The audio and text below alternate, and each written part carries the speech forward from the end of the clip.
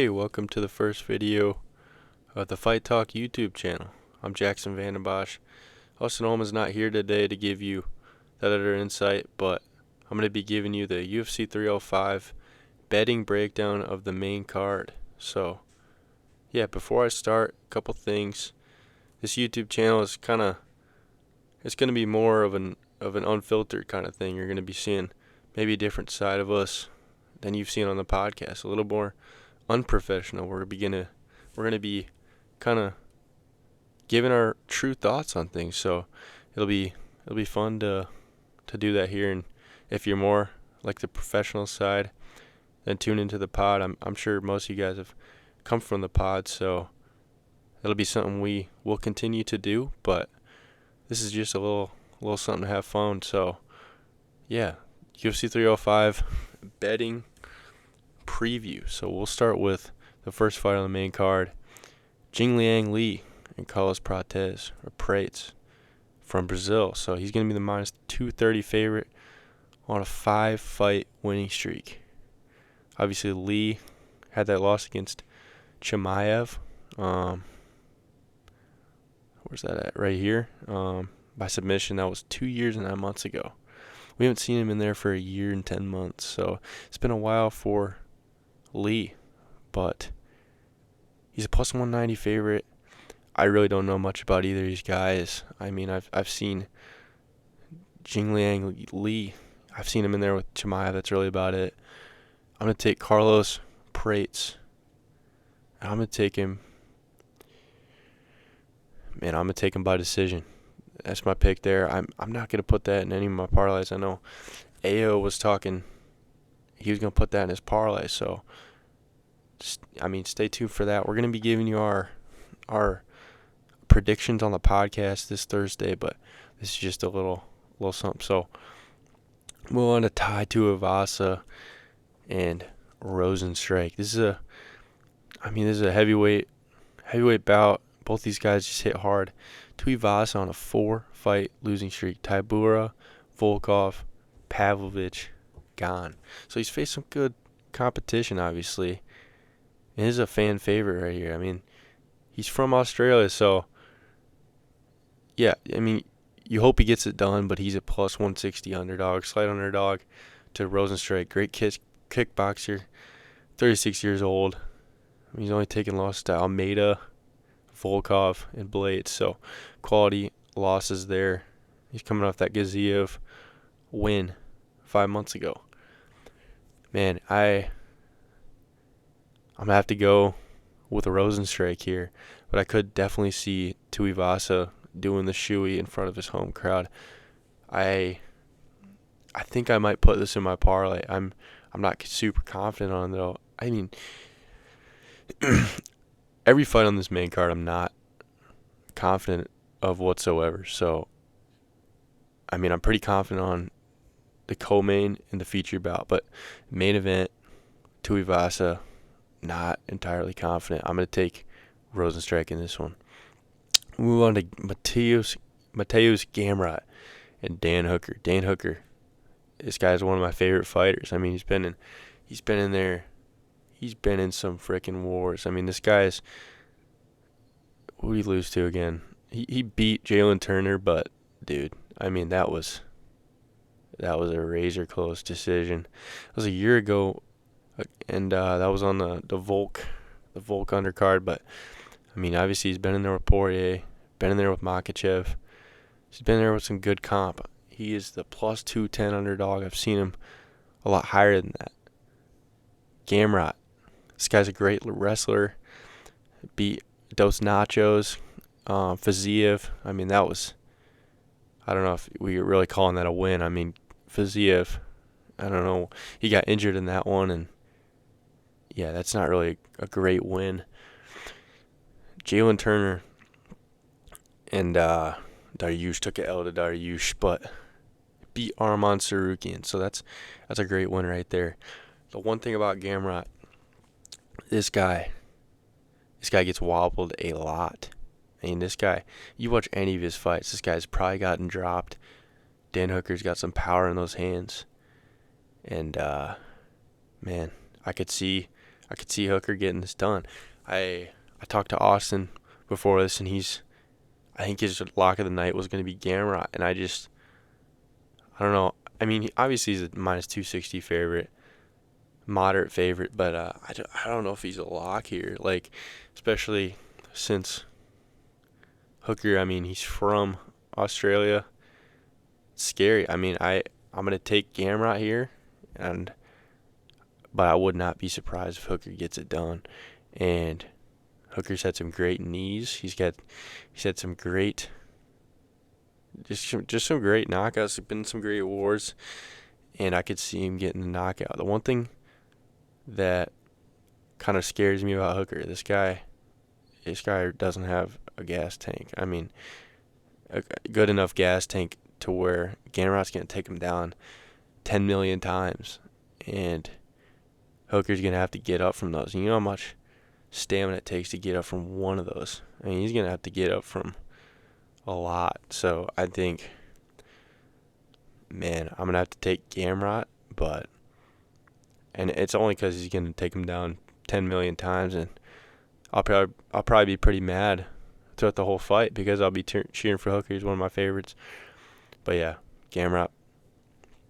I'm gonna go by decision.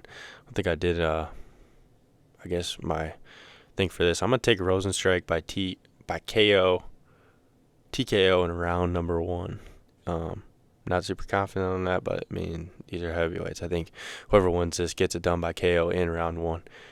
Who it is, I'm leading Rosenstrike at the moment. So I'm going to the co-main event of the evening, Steve Erceg. I'm going to tell you right now, Steve Erceg's winning this fight, dude. This guy, and coming off that loss to Pantoja, a lot of people thought he won the fight. And this guy decided to be an absolute idiot and go for a takedown in round 5, where it was a close fight. And obviously we know that's where Pantoja shines on the ground. So, man, this guy could be the champion of the world right now. But he's facing Kara France. Kara France coming off a loss to Albazi, split decision.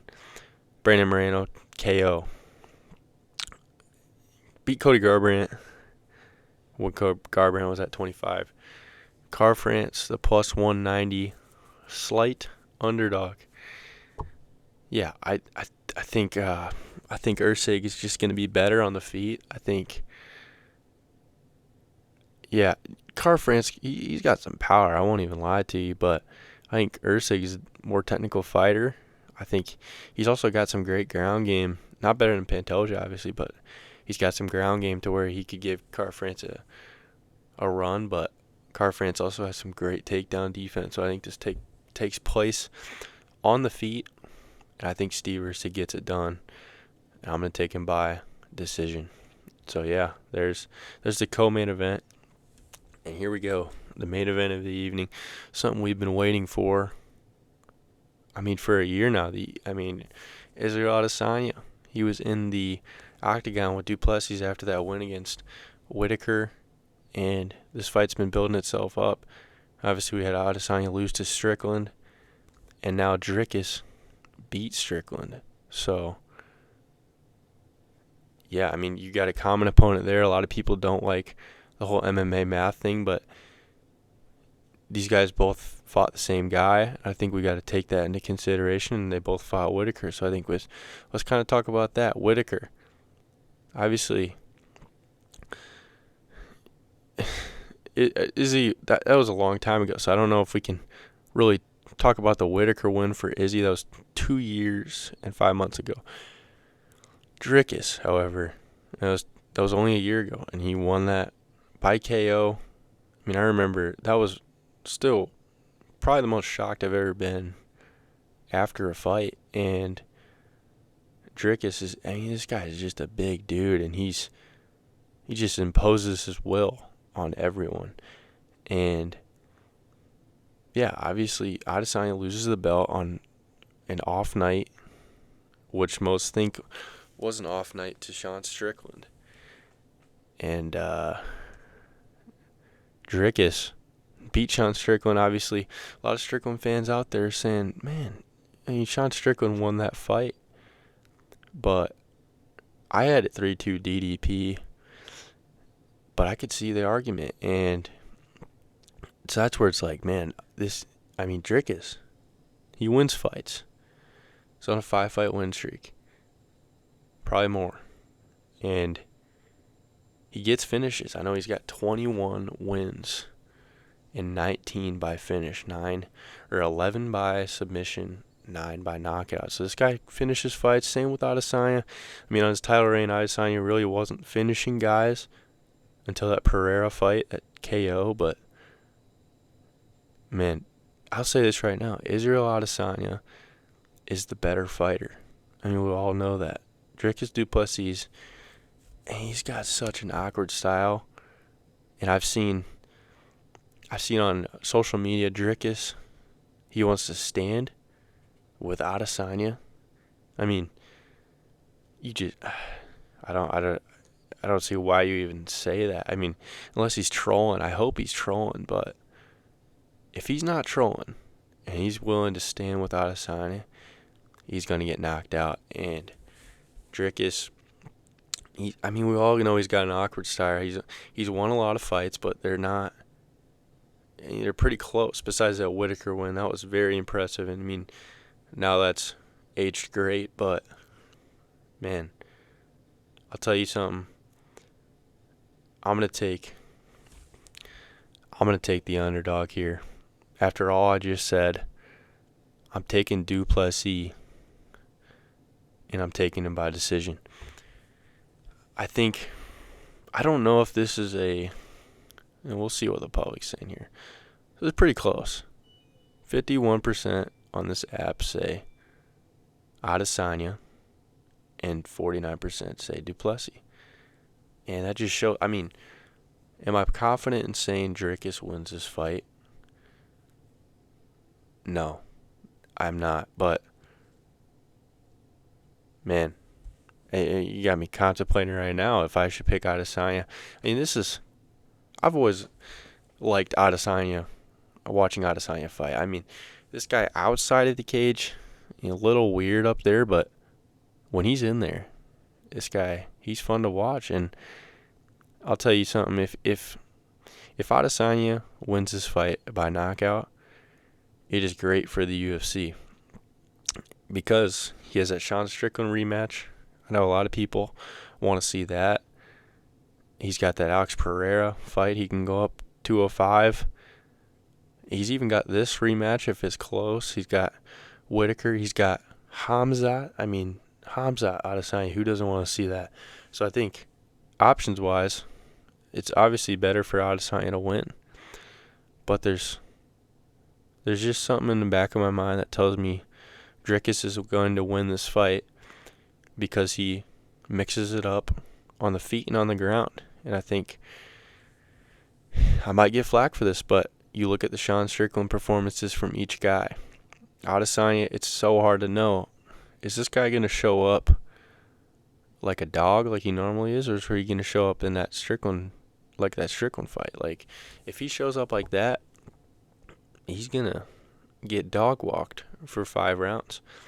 Because if you think about it, Dricus was backing up Sean Strickland, and Sean Strickland backs up everyone else. So Dricus has power in his hands that Sean Strickland doesn't have. So how is Adesanya going to deal with a guy who pressures him, 1, 2, has power to knock him out, and 3, mixes it up with the takedowns? It might look pretty stupid. That's generous, the word I just used, of how Dricus fights, but he gets her done. And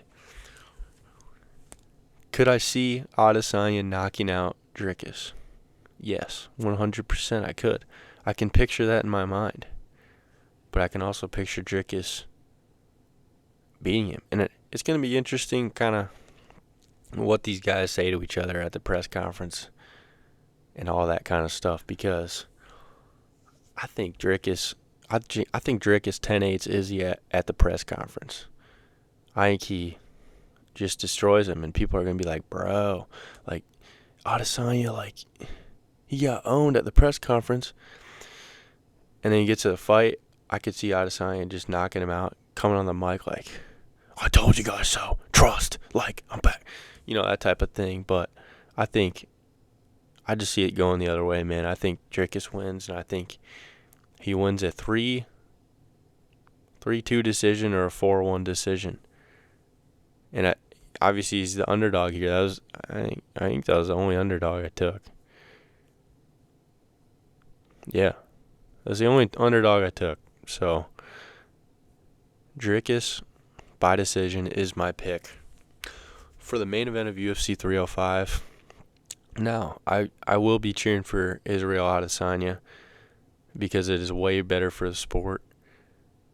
But man, it's hard to pick him after that last performance. He looked terrible, bro. I won't even lie. I bet on him minus 800, and he got did like that against Sean Strickland. I can never bet this guy's fights right, by the way. I picked him to win against Pereira the first time, and he lost. I picked him to lose the second time against Pereira, and he got that knockout that we all remember. And I picked him to beat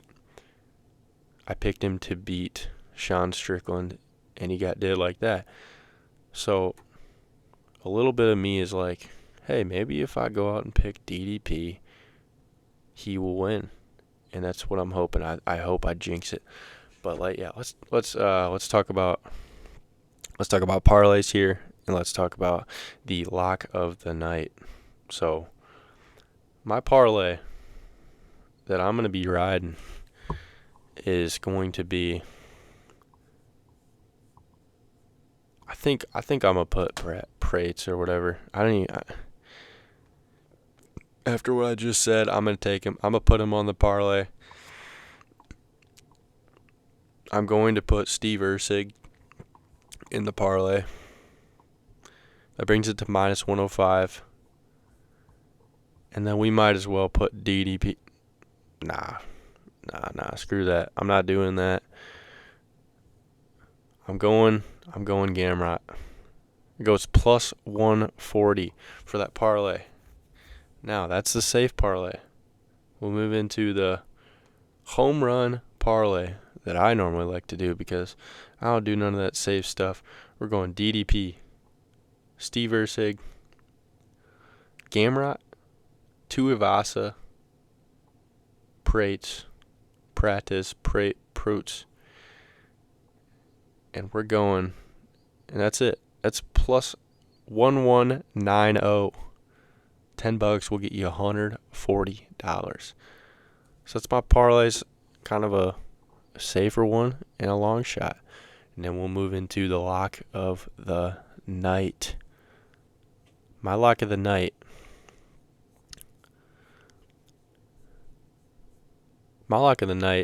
Is going to have to be, sheesh, man. These are tough lock of the night. I'm going Steve Erceg for my lock of the night. And I know what you're thinking, bro, why you not pick Gamrot? He's a way bigger favorite. Why you not pick Prates? Like, I don't know those. I mean, come on, man. We're going bigger. We're going home. Steve Erceg, minus 230.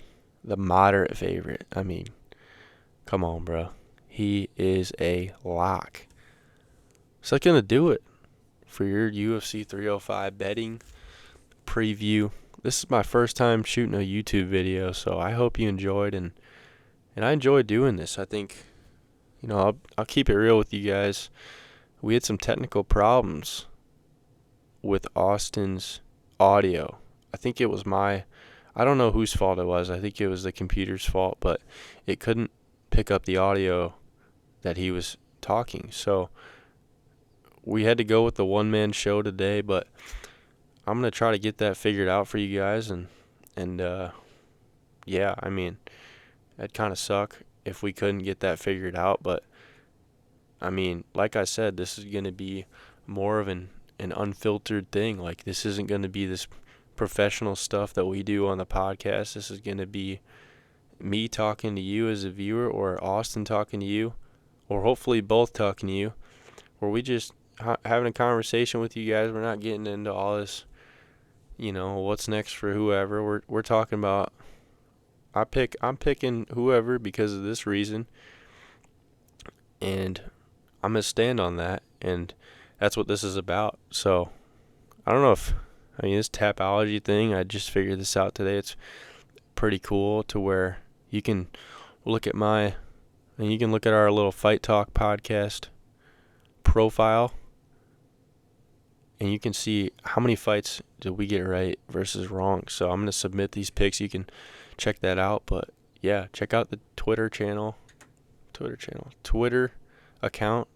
at fight_pod, at fight_talk_pod is where you find that. We've been pretty active on there recently. We're growing there, and we're hoping to get a couple of guests on the podcast / YouTube channel here soon, so that's going to be fun. Look forward to that. But yeah, tune into the pod. Keep watching the YouTube channel. First YouTube vid, so cut the kids some slack, and we will see you in the next one.